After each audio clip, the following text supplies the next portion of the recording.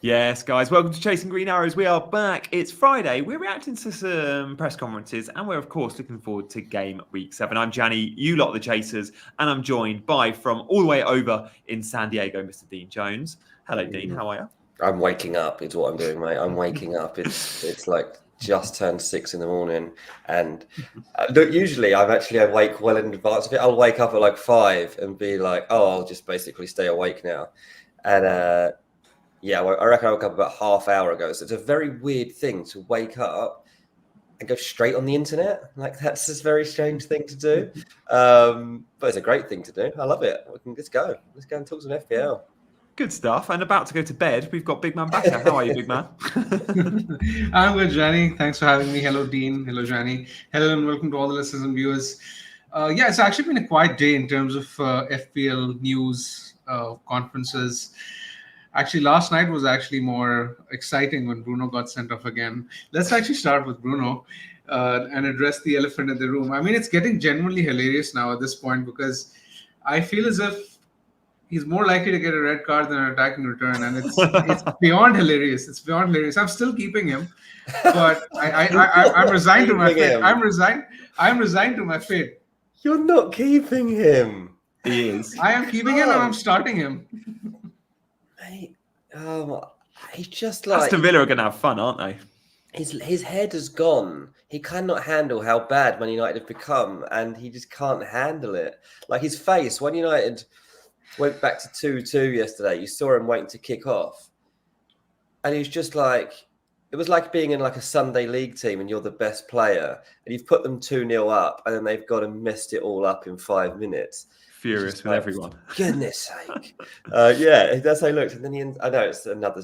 I didn't watch it. Was that the kind of highlight? I mean, I've seen the red card. Was that the highlight? Was Bruno's attitude the highlight? Not really, no. But it was just typical Man United. Like, get yourself in control of the game, and then undo all that good work by just like not closing up shop. I mean, when you've had as bad a start to the season as they've had, to go away, because I like Porto aren't even having a good season, and throw away a 2-goal lead is ridiculous. And obviously been saved a bit by Harry Maguire, but massive weekend.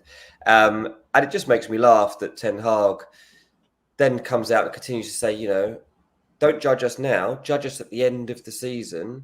And we're in a process. Like, you are going to be part of this process if this carries on until anything like the end of the season. And also, Unai Emery came into Aston Villa 3 months after Ten Hag arrived at Man United. Look what Unai Emery has done, what he took over at Aston Villa and what he has turned them into, and the philosophy and the fun that they have on a football pitch. And then think about what Ten Hag took over and what they are now. Basically the same thing, right? It just makes me laugh that this is where we're at. But yeah, good luck. I'll be honest, big man. I hope Bruno scored a hat-trick for you after what you've been through in the last week. Me too. What's your take then, big man? What's your take from United yesterday? United attack in general, like they are scoring goals, to be fair. I know they're conceding them too. And that Villa game, Villa have had 2 extra days preparation, and they not off the back of an away trip to Portugal. They're off the back of a home trip. How do you see that matchup for potential Bruno returns? I'm not that confident, if I'm being totally honest. I don't rate the United attack that highly. It's just that in that price range of midfielders or cheaper, I think I don't necessarily see someone head and shoulders above Bruno to warrant using a transfer. I mean, Mbomo is much better, but I already own Mbomo. Rogers much better, but I own Rogers. Yeah. Where else do I go? I mean, you have Louis Foden is expensive, right? I don't have any money in the bank. I was going to say, can you get to because Foden would be the obvious or downgrade so you have Luis Diaz. Johnson, but yeah. Yeah, so you have Luis Diaz, Gianni, and you might be looking to sell him if we get news that he's benched at the weekend. So, are there any better alternatives? I'm not that sure. I too. Foden. Yeah. Brennan Johnson's the best player in the game, so that's him. At some point, we do actually have to acknowledge that Brennan Johnson's in like this hot streak of form. Like he's always left open, and he's finishing. Like Brennan is really good, but I already have Porro. I have Solanke. Yeah, this is and the thing. I will be looking to buy Son most probably if he's fit in game week 8 or 9. Yeah. I'm not sure whether there's any room at the end for another Spurs goal. I know. Scoring goals, but he still gets subs. He still gets subbed every game. Although Luis Diaz gets subbed every game, and we still all bought him. Does it matter if he gets subbed if he's scored a goal? No, I don't think so. No. You can say the same about a few wingers. Like I think Jadon Sancho might become a really good guy. I think Jadon Sancho is actually a quite good. Like this week, when 70-minute man. Yeah, I'm like, okay, Eze. Obviously, this isn't turning out well for all of us owners, and they've got Liverpool at home this weekend. Crystal Palace are looking really poor this season, and I actually was like, should I take him out and put Sancho in? That's such a you transfer, which I like. Yeah, I mean, it's obviously not a template thing at all. But Jadon Sancho is going to start against Nottingham Forest. They are the best attacking team, not just in England, actually one of the best attacking teams in Europe now when it comes to goal output. He's got this really good combination play with Cole Palmer. I'm tempted. I mean, I haven't made a transfer yet this week, and I don't know if I'm going to. I don't necessarily need to. And Eze's safe because so many people have also got him, and you never know, he might score. But I think Jadon Sancho is a better pick. Yeah. What's your take on Jadon Sancho, big man? Because I look at Chelsea and go, Jackson, Sancho, Madueke, they're all starting at the moment, and they feel fairly safe for start. But Pedro Neto will compete with Madueke, and Kunku will compete with Jackson. And there's an argument to say either of those players could come in the not too distant. But it's Mudryk competing with Sancho, and I kind of feel like that competition's just a lot less. And I also feel like as long as Sancho's getting the assists, remember he grew up playing with Cole Palmer, and we saw 2 assists for Cole Palmer last week, that chemistry's nice. And I think Sancho, the minutes are only going to go up. We're going to start seeing 80, 90 minutes at times for Jadon Sancho. Obviously, he hasn't played much of late, so he's needing those minutes and those early subs. Yeah, I think currently my risk appetite isn't high enough to go for him. But as you mentioned, if he starts playing those 80, 90 minutes regularly, then I'll be seriously considering him. Yeah. I think if I was in Dean's position, I would probably hold on to Eze for similar reasons to Bruno. I mean, I know both of them have been disasters. I mean, Bruno even more so. But Eze's not done much either. But it's still fine because I assume, Dean, you own Mbeumo, if I'm not mistaken, right? Yeah, exactly, and Rodgers as well. So where else do you? Oh, sorry, I don't own him. So I thought you said, do I want him? I do want Mbeumo. I don't own Mbeumo, no, but I also can't get to him. He's like 0.2 more than I can get to. I think Eze's price has dropped, hasn't it? And Mbeumo's dropped. Mbeumo's like up to 7.4, I think. So maybe hold one more week and look at making that transfer funded by some other free transfer. Yeah, well, this is the other thing is I'm like, if I don't make a transfer this week, then I'll have 2 in the bank for after the international break. And I mean, I'll be honest, there's a potential that I wildcard after the international break. Depends obviously what happens during that period. Because any key injuries, then I'll be in a good position to be able to wildcard. So yeah, I mean, the wise thing to do would just leave my team because it's fine. But I just want to have some fun. So I'm like, yeah, I want to pick a Chelsea player. I am obviously like the opposite of a Chelsea fan. Big Tip says Big Cup team is secretly a Chelsea fan. Like, couldn't be further from the truth. Usually celebrate every goal that's scored against them. But I am putting my bias aside now. And I was critical of this team coming into the season. And I did not think they would be able to put a structure of play that was workable in place and manage all of these players. I tell you what, Maresca is really, really impressing me. Chelsea looks so good. Don't forget, they're still vulnerable at the back. They're still going to concede goals. But they're scoring loads and they're looking really, really good with it. And so this is a really good fixture for Chelsea at the weekend. And I just feel a bit left out that I can't watch it with any assets. Like that's just the hunch around Sancho, really. But Dean, is it really as good a fixture as you think it is? Because me and Johnny were debating the other day, and we were like, Forest are all right. They're not a terrible team. They're not. Is it really a fixture where you see Chelsea scoring 4 or 5? I don't think so. And therefore, it's perhaps not a Cole Palmer captaincy fixture. which a lot that own Cole Palmer after last week will want to captain him. For me, you don't captain Cole Palmer this week. Forest on the road, Nuno, he knows how to park a bus. Yeah, I'd expect Chelsea to win, but I expect it to be a low-scoring game where Chelsea score maybe 2 goals at best. Yeah. I think they've only conceded more than 1 goal on 1 occasion. Am I right? Is it only once that Forest have conceded 2 goals? So you're right. Like, they're not a team that is typically leaky, but this version of Chelsea is unlike anything that anybody else is facing in the league right now. They're like a wild card themselves, because you don't actually know who's playing week to week. You don't know exactly how to stop them. And the thing is now, if you do lock up Cole Palmer, which is a good plan, they still got so many other players that Sancho you're ignoring. It's a bit like when you try to lock up Salah and suddenly Luis Diaz is on the other side. It's like, okay, cool, I'll score a couple today and I'll get you on the assist. So I can actually see Chelsea score. I don't think it'll be more than like 3, but it wouldn't surprise me if they went and scored 4 against Nottingham Forest. Would it not? Wouldn't. No, I think it would. I think I'm somewhere between. Like, I could see 2, 3 best case scenario. But I look at Man City best case scenario and it's 6.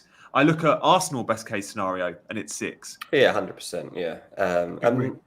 Yeah, those are the 2 games you absolutely focus on, and then it's kind of this one and the Liverpool Crystal Palace one.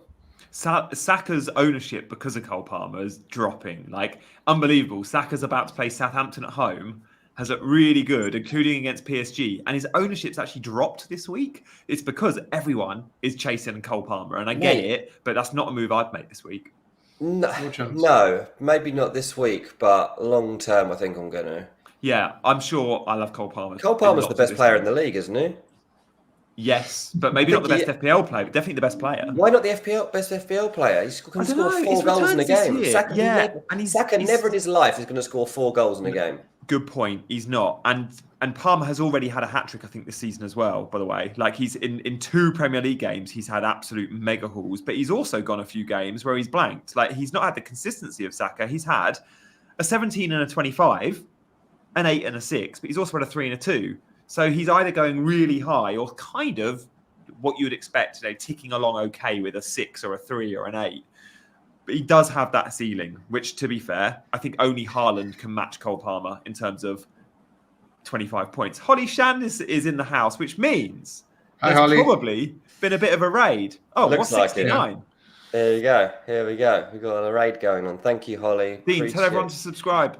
Yes, actually, not only, yes, this is a great time to say subscribe to Chasing Green Arrows. Here we are, advertising ourselves, me bleary-eyed in America at 6 o'clock in the morning. These 2 over across the other side of the world. We're all at different time zones here on Chasing Green Arrows. But yeah, please do like and subscribe us here. And thanks so much for coming along. And if you are here regularly, or you just fancy something a bit different, we have now got a membership scheme. So if you go in to the Chasing Green Arrows YouTube homepage, you'll see that we've got, you can join our WhatsApp group. You can see extra video content. We've got all sorts that we're about to start getting underway here on the most underrated FPL channel on YouTube. So thanks, Holly, for sending everybody over. All right, so Dean's done the plug, tick. Everyone, loads of new audience. What else can I ask? Big man. Like the video as well. Like the video as well.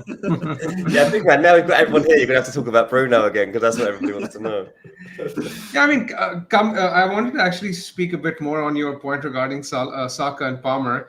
Yeah. I think Palmer is definitely more explosive. I think we have enough of a sample size, not just this season, but over the course of the previous season as well, to know that Palmer is more explosive.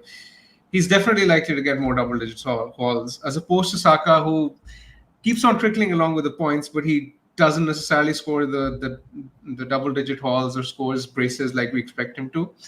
Having said that, I still think this is the week to keep Saka, because it's probably Arsenal's best fixture of the season against Southampton. You'd expect Arsenal to win comfortably. So yeah, I'm not a huge fan of the Saka to Palmer swap at all. I would definitely keep Saka.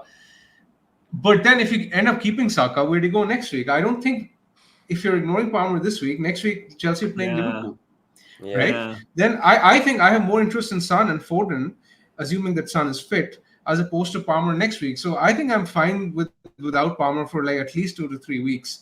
And then we'll see where we are at that point. And once Chelsea have a good run of fixtures from game week 11 and 12, I believe it's game week 12, then I think it's probably the right time to jump on him. Yeah. Yeah, I think you're probably right. The thing, like, it's not great on paper when you look at Chelsea because Liverpool, Newcastle, Man United, Arsenal, and you look at that and you're like, it's not great. But then you're like, well, Newcastle at home is a fine fixture for Cole Palmer. Man United away is a fine fixture for Cole Palmer. He's a United Boyd fan. I like that. He's only really two of the four. But then after that, obviously, you do have a nice run of games when they get the Leicesters and the Southamptons and stuff. So that's the point whereby it's probably going to become a must-have. Look, Jay, we got some money coming through the door. There we go. Glenn, thank you. Look, Buonanotte is one of those players you watch at Brighton and go, yeah, he's going to be a player.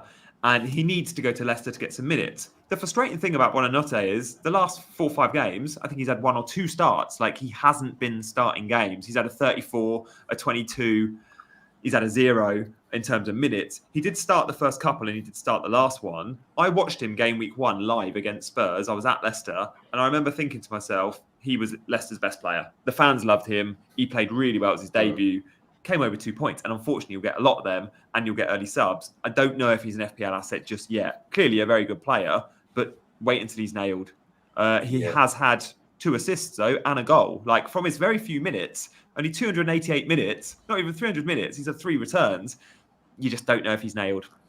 Yeah, absolutely. Brighton's been a hard one this season, hasn't it? To, like, really figure out what they are, what the best asset is. Obviously, early on, it looked like just get on João Pedro if you wanted a Brighton player because Minte wasn't there anymore and Toma isn't turning up regularly. Then we obviously had a bit of a goal streak from Danny Welbeck. People started to jump on him. That's dried up a bit. Evan Ferguson's waiting to come into the team. Really difficult to pick Brighton assets this season.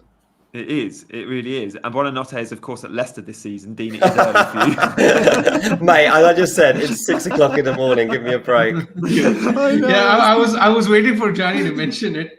I was trying to be nice. But there is a good point on Brighton too, because for loads of us that have had like João Pedro and Ratner as well, like spent all that money on him, and I wonder if Matoma will become an FPL option again this season. I think he probably will be, but let's see. Now I'll address the Leicester point, right? Don't touch Leicester players. Don't touch Leicester players. I have zero interest in Leicester players. I mean, their underlying data is absolutely terrible. They're going down, even when they scored it. For sure. I'd be very surprised if Leicester and Southampton. I've got no chance of staying in this league, and like just don't. I think Ipswich have then, yeah. I think I've got a small chance. I'd rank Ipswich the highest of the 3, and I think we probably will agree there. They've got some sort of substance to their play, and that they've been in the games, you know. Yeah, guys, we'll do a poll. Do you think any of the newly promoted teams will stay up? We'll just do a yes or a no, and then if it's a yes, we'll talk about the individual team. But I'm guessing many of you think the 3 that came up will probably be the 3 that go down. Guys, thank you as always for your comments in the chat. We are going to get to our teams today. It's about our team selection.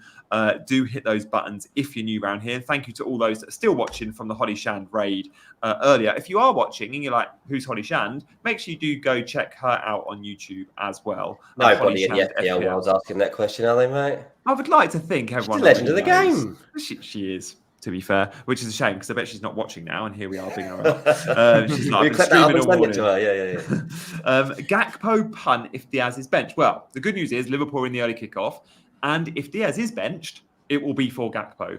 There is no different alignment with Arne Slot other than Jota and Darwin share minutes as the 9, and Gakpo and Diaz share. It's so predictable that even in the week, Darwin starts. Who comes off the bench at 30 minutes to go? Jota. Oh, Diaz starts. Who comes off the bench with 20 minutes to go? Gakpo. Honestly, it's so set that those positions do not change. And therefore, if Diaz doesn't start, it's Gakpo. But he will only get 70, and then Diaz will come on at 20. Just know that.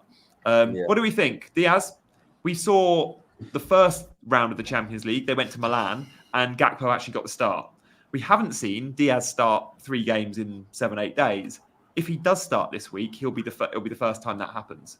Do we fancy Arne Slot to rotate, or did him coming off at 72 minutes, big man, encourage us to think Diaz is good for another start on Saturday? Yeah, it's tough to say, but I mean, firstly, Gakpo is not a like-for-like replacement. He's listed as a forward. I'm not mistaken, and Diaz is a midfielder in FPL. So if Luis Diaz is benched, you likely have to find another alternative as opposed to Gakpo. Yeah, I mean, I expect him to start, but I'm not 100% sure. And I believe that most people who own Luis Diaz are likely to be Game Week 6 wildcarders who jumped on him after he hit that run of form. In which case, I would assume those people would have 8 playable attackers. So if Diaz is benched, then my preference would be to bench Diaz and play the 8th attacker that you have. Having said that, if you own someone like a Winks and don't have any able bench cover for Diaz, then I think you can look at potentially selling him. And I think Mbeumo, Rogers are obvious. If not, then maybe Bowen. I like Bowen in that price range, 7.4 million. Good fixture against Ipswich at home this week. I think that's probably the way I would go. Yeah, I just in our Chasing Green Arrows WhatsApp group, one of the guys was talking this morning, said, "What do we think about Bowen, guys?" And one of them was like, "Well, I've had him for a few weeks, and I can tell you it's not fun having him." Yeah. That's a fair point. I mean, Bowen should be a good pick, but West Ham have obviously been a bit of a disaster. I like this comment from Lobby, who says a slot system favours the left wingers. That is really true.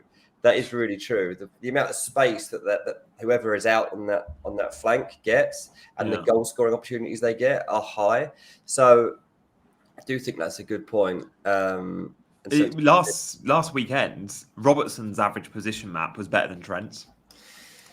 Yeah, which was quite telling. It was like that won't necessarily be the case every game, but Robertson also, by the way, on some of those corners, which is useful. I always think with Robertson, like he's not worth a Trent, but if he's $1 million less and his average position's as good and he's on set pieces, then you could argue he is as good as Trent in terms of an FPL option with that $1 million saving. Yeah. The only good thing as well about this rotation of Liverpool's front line is I'm not sure how much longer Darwin Núñez is part of it.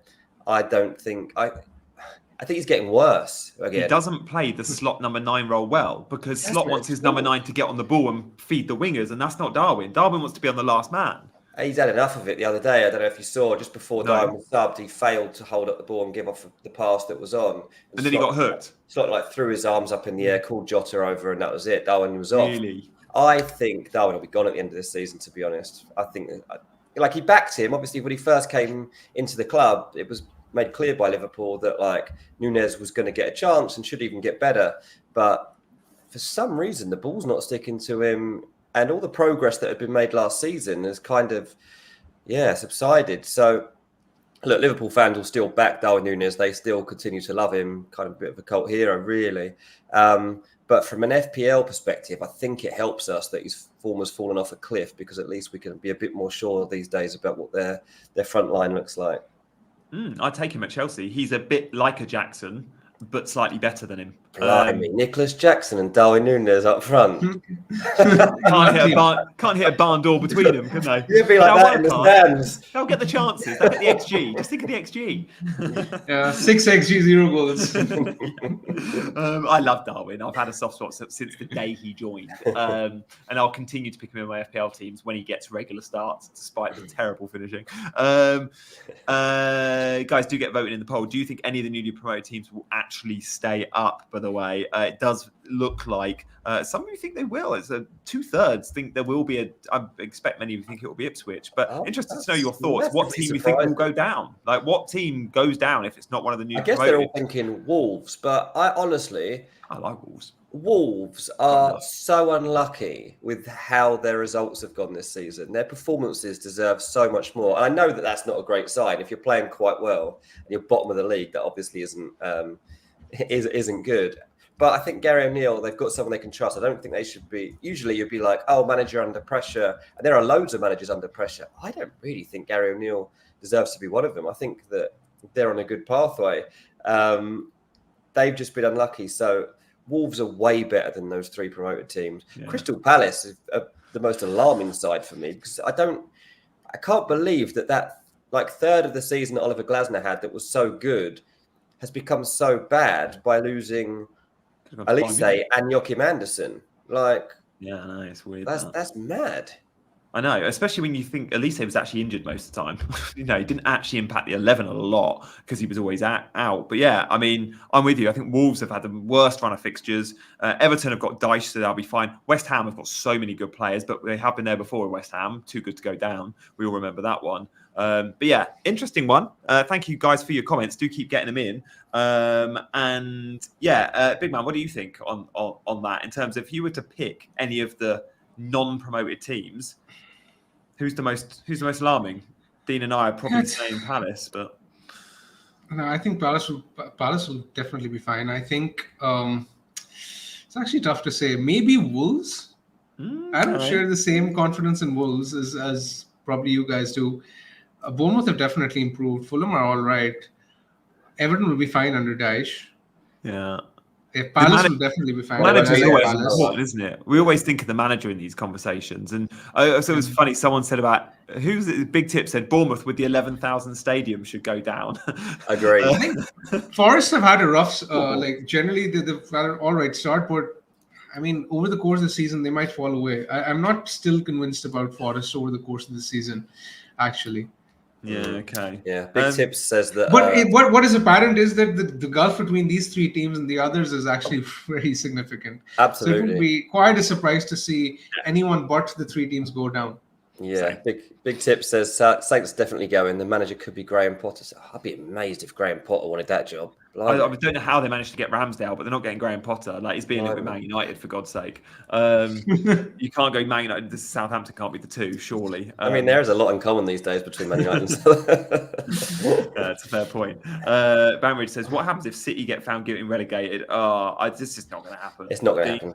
It's just not going to happen. Okay, good. I'm glad you shared my thoughts there.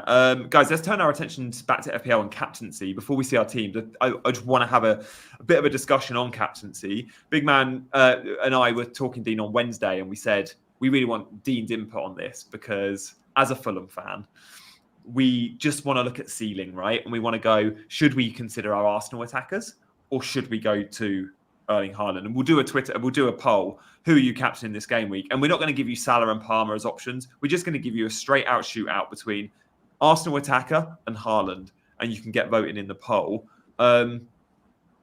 Dean, we said Fulham were good. And then we looked at the defensive numbers. They've been good this season. And then we said, oh, actually, last season, if you like the matchup, then Man City battered Fulham twice, I think it was. Should that be a concern? Is it a different team this year? Obviously, it's the same managers.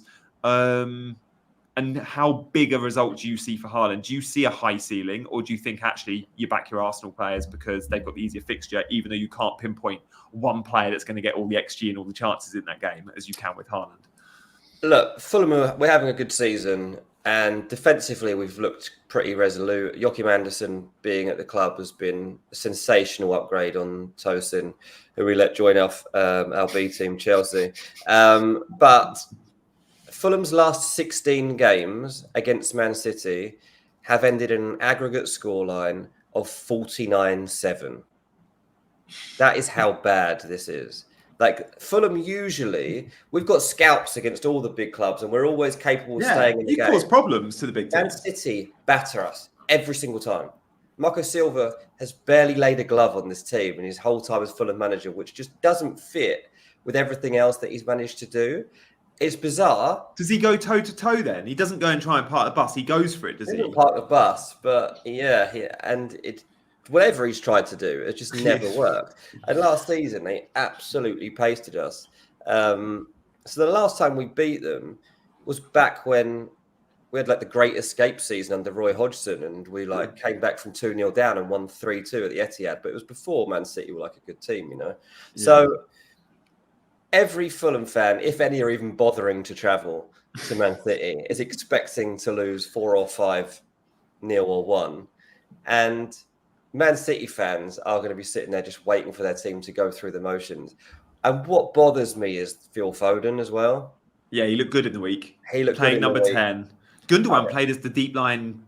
Gundogan played Rodri's role, and then he played Mateus Nunes one side, Rico Lewis the other, inverted from right back. It was a nice little midfield diamond there. Yeah, exactly. And I was asked the other day to rank Palmer, Saka, and Foden, not just for FPL terms, but in terms of who I'd want in my team. And I put Foden at the top. And then all that was like, what, Foden? Foden's not had a good summer, is not in good form. I was like, Foden was Footballer of the Year. Foden is at the moment, you still have to give him the benefit of the doubt that he is the best player. And as actually then Palmer, and I put actually Saka bottom of that list. It's a ridiculous. Did you? Yeah, that is a ridiculous. It's because Jamie Carragher's comments on Monday Night Football, right? He said about Foden losing his place to Saka in the England team and then could lose it to Palmer in the England team. I think it was quite controversial what Carragher said, that Palmer's the best of the three and deserves to be the number 10. But yeah, exactly. FPL Down Under says, Dean, who are you anticipating scoring for Fulham this week? Well, obviously someone's going to get one goal, aren't they? Because City always concede one. So it's Smith Rowe or Raul Jimenez. Like that's basically where I'm looking. It's one of the others. It's Smith Rowe breaks beyond the last man and makes a deep third man run, or it's Raul Jimenez because we get a penalty. And so are you going to back Haaland captain? Yeah. That's probably enough for me and Big Man, isn't it, Big Man? Do you reckon? Dean's comments there? Yeah, I completely agree. Dean mentioned that they've looked resolute at the back this season, but it's sort of worth noting that Fulham haven't really played a top side this year. They haven't really played a top 5 attack. Their fixtures have been very generous. So this is going to be one of the first litmus tests for them in quite a while. So far this season, they've played Forest, West Ham, Ipswich, Leicester, Man United, Newcastle. Not exactly top quality attacks at the moment. So I think it's close between an Arsenal attacker and Haaland. I mentioned this in this previous stream that I went with Saka last week because I didn't think the risk with Haaland was as high. But I feel as if given the fixture, given the fact that it's at home, the risk is much higher this week than it was last week, where I sort of thought that Haaland's ceiling was relatively lower. But I'm not sure this is the week to go against him. And as much as I think that Saka will do well, I think Haaland could easily score a hat-trick, and that's the fear of going against him. That's it, exactly that. Like there is hat-trick potential. Look, I hate weeks like this because obviously I'm Fulham fans. I don't want Haaland to score, but I'm picking him in case he scores a hat-trick. It's one or the other for me. Like I want him to score a hat-trick or not score. Like that's where I lay with it. So it's very strange, but you're right. You've always got to look at what the potential is. What could they do here? What damage could they inflict? And it's huge damage potential here with Erling Haaland against Fulham. It's going to be similar to Bratislava in the respect that City will have all the ball and it will be a back three in possession. Gvardiol will be part of the back three and Rico Lewis, I think, will be the right back, will step into midfield. And I hope, and we've had a question in the chat about will Savio start? Savio Shiraz is asking, Savio and Doku started in the week.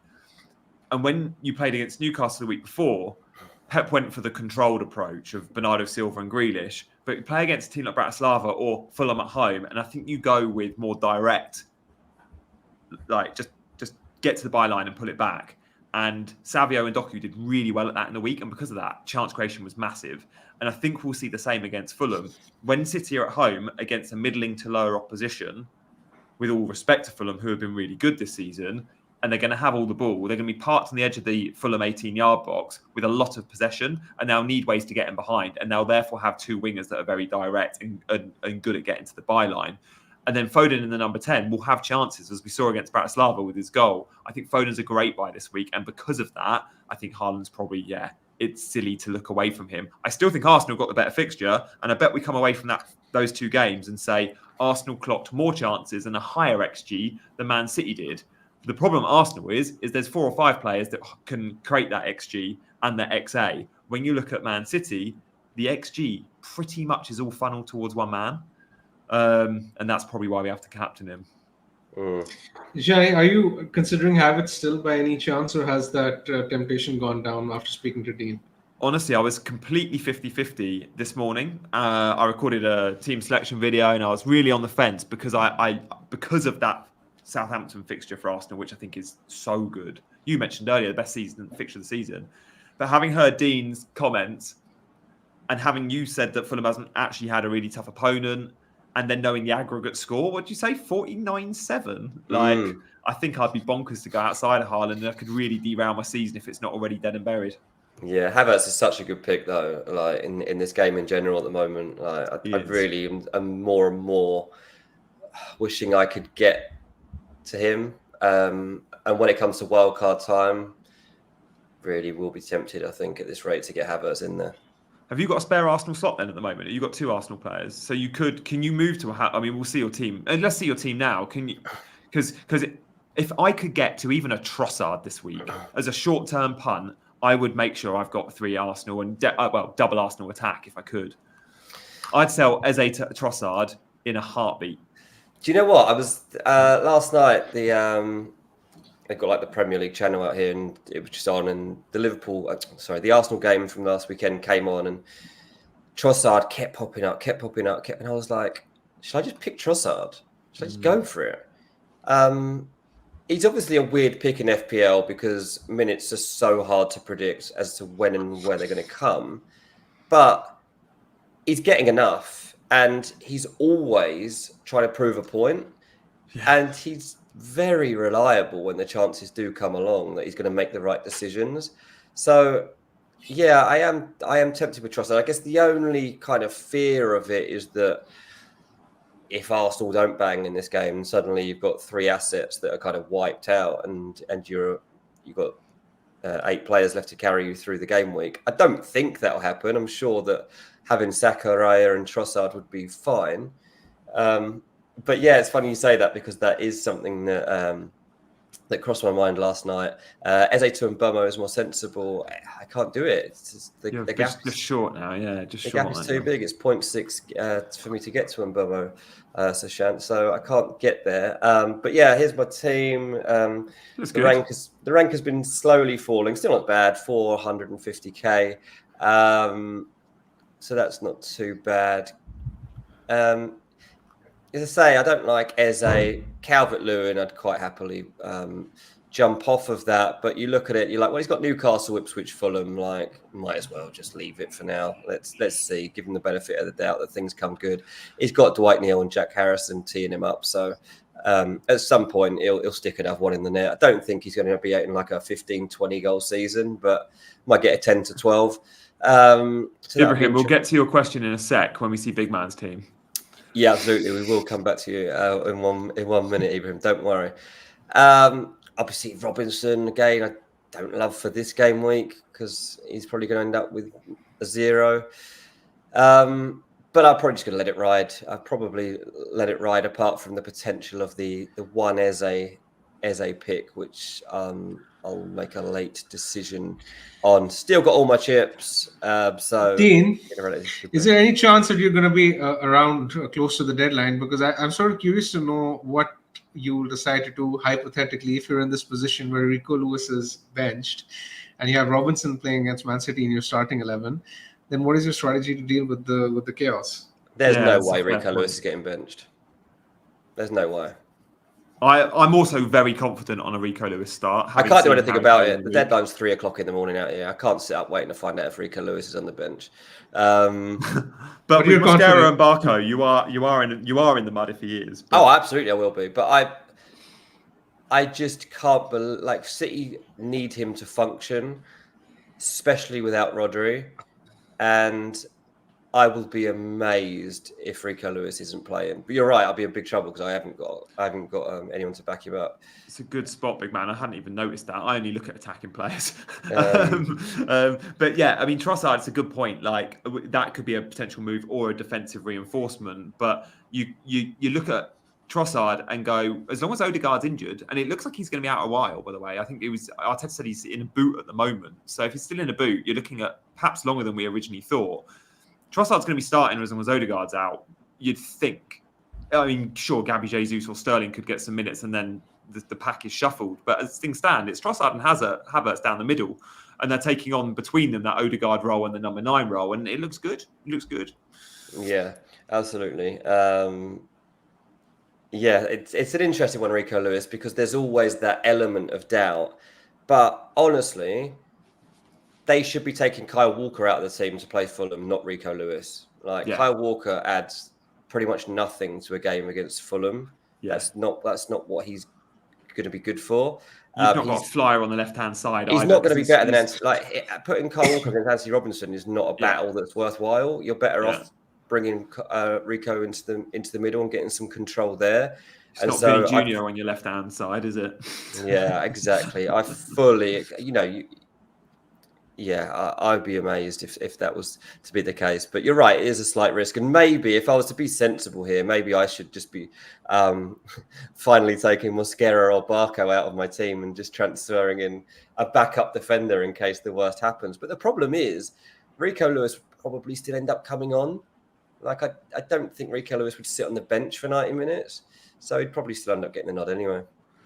Nice. Okay, well, let's move it away from your team, Dean, and see Big Man's. Big Man, talk us through what could happen in your team in the eventuality of, say, we heard about Rico Lewis being benched, in the eventuality of we hear about, I don't know, I think he's probably your only potential minutes risk. Like the others are all pretty nailed, aren't they? Or are nailed, I should say.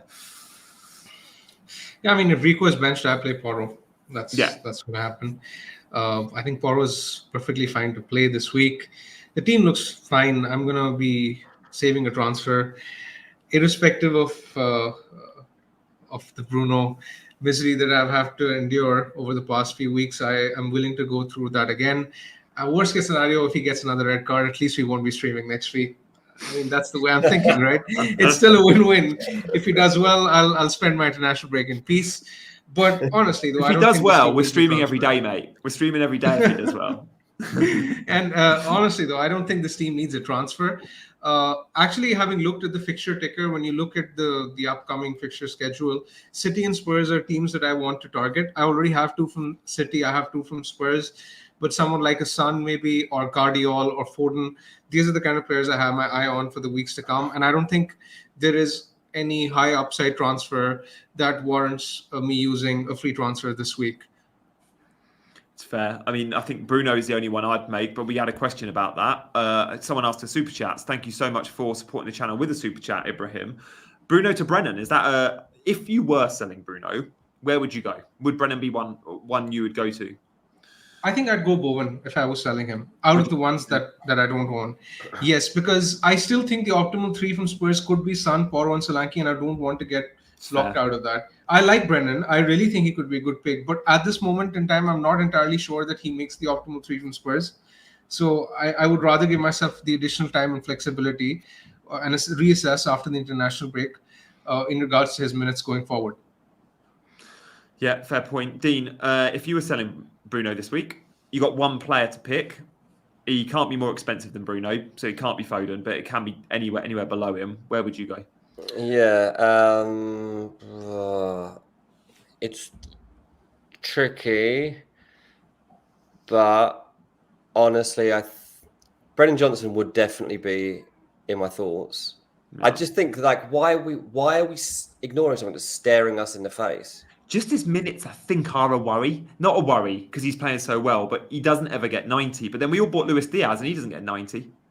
Yeah, exactly. Like, it doesn't matter. Like, the guy is returning every single time he's playing. So even Europe he is, did in Europe again in the week. Yeah, so I think that's the most obvious one from my point of view. I think that he's being massively overlooked. And then, yeah, as I say, if I was to go a bit different,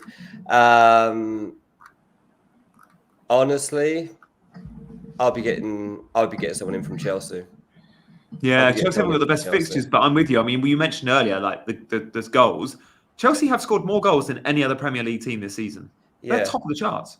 Exactly, and Bruno to Sancho.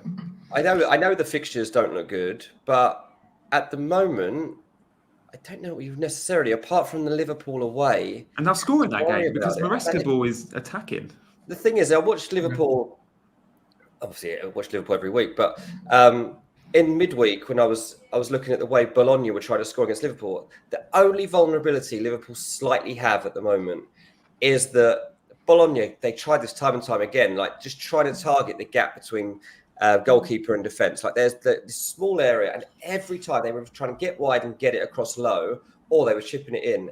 And when you consider the way that Liverpool are conceding goals or being forced into errors this season, it is coming between almost like miscommunication, awkward moments, rather than like just being broken down properly. So I feel like Chelsea, and the way that Liverpool can be broken down, are the team that could do that. So again, I also believe that Chelsea will go to Anfield and score for that game. So yeah, that'll be interesting. We got a super chat in from Will. He said, "Love the chat as always, boys. Thank you, mate." Yes, there's football. I'm at the Bridge on Sunday. Captain Palmer or the robot. 2 million overall rank. I mean, obviously you're at the game, so you quite want to have that extra elation when Palmer bags his hat-trick against Nottingham Forest. But if it doesn't happen and Haaland has bagged a hat-trick elsewhere, that 2 million rank is falling to about 4 million, I would imagine. So that's the fire you're playing with. Come join me. Come join me in the fours. Go Haaland, mate. Just go Haaland. I think the only option away from Haaland this week, and I think it's a genuine option, is Arsenal. Arsenal attack. Big man, your team, if you have 3 free transfers, I think like me, you're going to be in a position where you probably roll and you probably have 3 transfers. Plans loosely, given the fixtures. I mean, Arsenal players feel like a hold against Bournemouth away, but there might be a sell, some of them. Any immediate plans? Like many, will be targeting at Spurs players, but you've already got 2 in place. So, do you have any sort of forward planning here, or is it very much a case of see what happens in the break and obviously we react to it? But any sort of I mentioned Guardiola, Foden, Son as the 3 players I think I'm most likely to buy next week. And if not next week, then maybe in game week 9. But I think these are the 3 players. I doubt I go outside of these 3 players unless I get an injury in my squad. Because I'm still fairly content with how the squad looks, and like you mentioned, the game week 6 squad still sort of look good for the next few weeks. So I don't really want to rush into changing them overnight simply because of the one or 2 bad weeks. So I think these are the 3 players I have in mind. Apart from that, I think it's fine. I don't think there's any need to make any transfer unless someone gets dropped or gets injured. Then I might reconsider my options. Yeah, fair point. You are benching Morgan Rogers, and you are starting Dominic Calvert-Lewin. Guys, we'll do a poll. Start 1, Calvert-Lewin or Rogers. This is a real coin toss for me. And I think given the fact that Man United were in Portugal on Thursday night, the prep time is short, and what's happening at Man United, there's certainly an appeal of Morgan Rogers. But then I also add the John Durant question into the mix. And if John Durant is close to a start, he's not dropping Morgan Rogers. Morgan Rogers has played 90 every minute this season. Like, he is nailed. But it could be Rogers, Durant, and Watkins. If that's the case, then that moves Rogers slightly further back, because it is a front 2 at the moment of Rogers just behind Watkins. If Durant's on the pitch, you expect to see a little bit further withdrawn or wide Morgan Rogers. So that might lessen the appeal of Rogers, or it could increase it depending on your narrative that with Durant in the 11 and 2 forwards, there's going to be more goals and therefore more chances of an assist for Rogers. Dean, what's your take on this? Because you've been so big on rightly on Calvert-Lewin early. It's a good-ish fixture. And then, big man, I want your take before reacting to what everyone is voting for in the poll. Pick one, Dean. Yeah, I'm not as hot as I was on Calvert-Lewin. I would start him ahead of him this week, just because he should get chances, and like the pattern of his goal scoring, I think means that we get one this week. But that's more hope than anything else. If I was to get a Villa player into my team, I'd be getting John Durant. I actually think there was part of me, I think I can still get to John Durant from Calvert-Lewin. And I think that's actually quite a good pick, even if he's not starting. John Durant coming off the bench to win the game against Man United. Yes, please. Like, there's no way they can handle him. There's no way they can handle him. He's the most prolific striker, basically in Europe, when you compare minutes to goals this season. He's so confident. He 100% believes that he is the best striker at Aston Villa. Yeah. I was going to say he respects Ollie Watkins. I don't even know if he does. Because he's just like, no, this is my spot, mate. I remember having this when I was about 18. I joined this non-league team, and I was a striker, and I played this game, and it was like a pre-season game. We were like get to know each other, and there was this lad on the bench who I'd heard of that was good, and I played the first half, and I didn't score. And he said, and as I came off, he went, "Unlucky, mate. You won't be playing again for a while." I was like, wow, like what is it? That's a bit much. And this lad just went on goal, goal, goal, goal. I didn't play again for about 6 weeks. That's kind of how I keep remembering this. When I think of John Duran, this is what I think he probably does to Ollie Watkins every time he comes on for him. Like it's like, you shouldn't have done that, mate. I'm going to score now. Your place is up for grabs. It's obviously. And Watkins has been really pushed this season. He was poor to start with, but with the passage of time, he's really improved his performances as well. Yeah, it's driven him. I don't know if it's a good or a bad selection headache to have for Unai Emery, but it's the opposite problem to what Ten Hag's got at the moment. Ten Hag's desperate for a goal-scoring forward, and Emery's got 2 of them and doesn't know which one to pick. Yeah, and you put 2 in the mix. Emery's been so reluctant to do that because the dynamic of Rodgers and Watkins with your wide men works. Now, Villa have got McGinn out injured, who's been playing wide. They've got Bailey, who's probably out as well. If that's the case, and Ramsey went off, you could see Rodgers forced out wide. And if that's the case, I think we'll, for the first time this season, actually see an out-and-out front 2. Big man, you've benched Rodgers.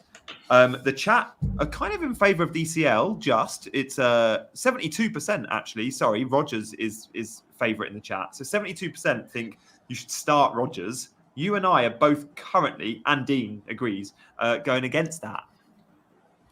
I think Calvert-Lewin because of Pens and because of the fact that I think he's likely to play more minutes. I think he's clear of Rodgers personally. Do you think he's clear? It's not. There's no way you're changing that because I'm on the fence chance. still. Yeah. No, I don't think there's any chance I'm changing this. The only thing with Rodgers, right, is like he obviously plays like he's in a computer game and just like gets the ball and just runs forward in a direction, and no one can stop. Man United aren't going to stop Morgan Rodgers. No, between the lines, it's perfect against Man United. That's why you exploit him. I don't see how this style of player is going to be combated by a United team that are so on the passive. Yeah, and they're up against it. They're going to be scared to touch him. If they touch him, he's going down for a pen. Which Watkins is going to score. This is the worst style of player for Man United to deal with, in my opinion. This is why if Luis Diaz is injured, I'm not selling it. Or sorry, if Luis Diaz doesn't start, I'm actually quite happy because then I just get to play Rodgers and Dominic Calvert-Lewin. Yeah. I mean, you're in a no-lose situation there. Yeah, I think, mate, to have Luis Diaz, not playing, then you get him in, then that's a good spot to be in. I want Luis Diaz to be benched. I'm genuinely at this point. I don't want the headache because I'm so close to picking Morgan Rodgers over DCL, and I know whichever one I do, it'll be the wrong end. I wish I was like Big Man, where I had in my head, I'm set on Dominic Calvert-Lewin. Whether it's right or wrong, I think that player outscores that player. I honestly can't say I think Calvert-Lewin outscores Rodgers. I have. So you're secretly hoping that Diaz is benched, so that you're in this position where you can just play the 7 attackers, while others will probably be forced have to use a transfer Yeah. And you know what? I don't expect much from Luis Diaz. I think he was a terrible buy on wildcard because he's a transfer out waiting to happen with fixtures against Chelsea and Arsenal next. He's never going to play 90, and he is the only player that stopped me buying Ollie Watkins on wildcard at deadline. With 10 minutes to go, I was between Ollie Watkins and Morgan Rodgers in my 11 or Diaz and DCL. I obviously went Diaz and DCL. Thank you very much. Massive swing. I mean, I went with Bruno in that spot, Gianni. So I mean, yeah, but you were always going to go with Bruno. When you're annoyed, I get annoyed at myself. Luis Diaz on his worst day gets a 2-pointer. Bruno gets me minus 2, so that's a 4-point swing for just picking a guy who's just blanked. Yeah, it's fair. And we won't even talk about Bruno losing you money every week as well. Big man, you need to have a live cam set up just for the moment that Bruno does get his first goal this season. Yeah. Like you need to be recording that moment and just put it straight on Twitter, like live reaction to Bruno. Like I want to see it. Is it pure joy? Are you on the floor crying? Like what will happen in that moment? Well, we saw the picture on Twitter, so it's got to go up a level. I want the opposite reaction. Yeah, exactly. Yeah. We want video footage now. There we go. Okay, so yeah, my big decision is who to bench and then captaincy. It's actually between Havertz and Haaland for me. I don't know why, but I fancy Havertz very, very much. So how likely are you to go with Haaland at this point, Gianni? I assume it's 70-30? Yeah, I mean, I went into today's stream on 50-50. And now I think I'm more 60-40 Haaland because of what Dean said, especially, and a bit of what you said, Big Man. So I think I'll probably end up playing safe. Maybe if this was game week 30, I'd be punting. But at game week 7, knowing where I'm at and the red arrows I've had, I don't think I can go into an international break off another disaster class. And if I back against Haaland, it could really go wrong. So I think, maybe even it is 70-30, big man. Shame, really, because I think if I wasn't making content, I'd probably be going Havertz. Yeah, you're under pressure, aren't you, mate? In that sense, but it's a good team. Like, there's no reason you're not going to have a good game week. I totally understand the Diaz dilemma. But for once, it's a great team. Yeah, I mean, make the most of the next 24 hours while this team is looking good, mate. Yeah, I hope so. I do have Sells in goal, whilst the template would have Flecken or Raya, so I could lose a bit of ground there, but I'm fine with that. And then, in attack, I'm excited. I do think those that have double Arsenal attack over double Arsenal defence, this is the week you could really win out. Like, I do think that fixture's great. And if you don't have double Arsenal attack, but only have 2 Arsenal players, Dean, I'm looking at you, this is the week to get that third Arsenal attacker, the second Arsenal attacker in your team. Because Southampton at home, seriously, it could be 4-5-6. And if that's the case, you're going to be kicking yourself. There we go. Thank you, guys, as always, for watching. We've got over 500 of you watching. We're just going to make 2 asks of you today. Before you go, the like helps the algorithm, but it doesn't really, it supports the channel. We like that. But what really helps us is that subscribe button. I promise you, there's over 200 watching right now that aren't subscribed. Now, 100 of you don't want to subscribe, and that's completely cool. But some of you, a good portion of you, probably just haven't taken the time or effort to do it, or think you're already subscribed. So please do go and check. If you have subscribed, you can hit the notification bell so you know when we're going live. We do lives on Mondays, Wednesdays, Fridays. So thank you so much, as always, for your continued support. We will be live on Monday reacting. And then it's the international break. So I'm not entirely sure what streams we've got planned over the next 2 weeks. So that notification bell is really, really important to hit. I'm going to do a deadline stream. If you want to know what I do with captaincy and benching orders tomorrow on my channel, come check it out. Don't know what time I'll be live. It's my first deadline stream of the season if you want to come and watch. But for now, we're going to say goodbyes. Big man, thank you. Thank you, mate. Thank you for having me. Dean, as always, it's been good. Cheers, mate. Good luck, lads. See you, team. Thank you, everyone, for watching. We will see you on Monday. Bye-bye.